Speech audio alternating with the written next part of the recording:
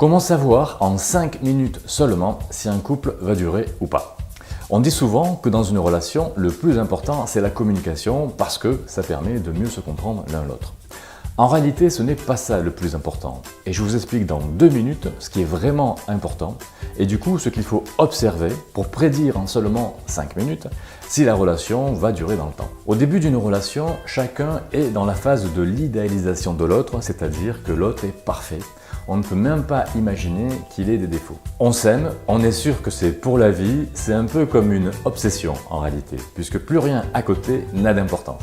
Cette phase-là est de courte durée puisqu'elle ne dure que quelques semaines tout au plus, jusqu'aux premières contrariétés. Et c'est de la façon dont ces contrariétés vont être vécues par l'un et l'autre que dépend le futur du couple. Et c'est justement quelque chose qu'on peut observer. Mais d'abord, je tiens à préciser que quasiment tous les couples traversent ces phases de contrariété. Puisque avant l'idéalisation, on ne voit pas l'autre comme il ou elle est réellement, mais comme on a envie de le voir ou comme il a envie ou elle a envie de se montrer. Et après la phase d'idéalisation, on voit la personne comme elle est réellement. Et c'est là que le couple a un challenge, soit rester dans les contrariétés et en souffrir jusque peut-être au point de rompre, soit faire avec la vraie personnalité que nous venons de découvrir, de rencontrer, et créer donc une vraie relation. Quand le couple est dans ce challenge, on peut observer 2 comportements typiques. Le premier comportement, c'est que la confrontation qui les oppose ne trouve pas de solution. L'un des deux, ou chacun, veut avoir raison sur l'autre, quitte à imposer son point de vue, voire même quitte à s'en prendre directement à la personne. Deuxième comportement typique, chacun parle à l'autre avec respect, bien qu'il ne soit pas d'accord sur un sujet donné. La différence d'opinion sur un sujet donné ne devient pas une opposition de personnes. Ni l'un ni l'autre n'a besoin d'avoir raison sur l'autre pour se sentir bien dans leur relation. Tout simplement parce qu'ils ont suffisamment confiance en eux ou suffisamment d'estime de soi. Ce qui veut dire que le conflit ne dure pas. Dans le premier cas, à chaque confrontation, ils s'opposent de plus en plus, s'aiment de moins en moins et finissent par complètement s'éloigner. Alors que dans le deuxième cas, la relation peut fonctionner. Donc, pour prédire si une relation va fonctionner, il suffit simplement d'observer comment chacun se comporte avec l'autre dans la confrontation. Il n'est pas nécessaire que ce soit une dispute, ça peut juste être une divergence d'idées, une divergence d'opinion. Si chacun est traité avec respect par l'autre malgré les divergences d'idées et les défauts que l'un et l'autre ont, alors la relation a de grandes chances de se maintenir.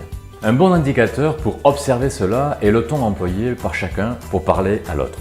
Soit il est supérieur, ironique, cynique, condescendant, sarcastique, soit il est bienveillant, empreint de respect et cherche en fait à comprendre qui est l'autre. Et pour observer cela, vous avez juste besoin de 5 minutes. Donc, pour qu'une relation fonctionne et dure dans le temps, il ne suffit pas uniquement de s'aimer, comme le dit une célèbre chanson, mais il est indispensable de se respecter, surtout si on n'est pas d'accord. Et pour déterminer si ce respect est présent, il suffit simplement d'écouter les mots et le ton utilisés entre les 2 partenaires. Pensez-y la prochaine fois que vous ne serez pas d'accord avec quelqu'un. Si vous voulez en savoir un peu plus sur ce qui rend une relation viable ou pas, vous pouvez également regarder nos vidéos soit sur Facebook, soit sur YouTube, dont vous avez les liens soit en dessous, soit au-dessus de cette vidéo. Ou mieux encore, vous pouvez venir au café de l'estime de soi que nous avons justement créé pour avoir de belles relations avec les autres. Pour connaître la date du prochain café de l'estime de soi et vous inscrire, cliquez sur le lien qui s'affiche soit dessous, soit dessus cette vidéo. Ne passez plus à côté d'une belle relation à cause d'une mésentente. Venez boire un café avec nous.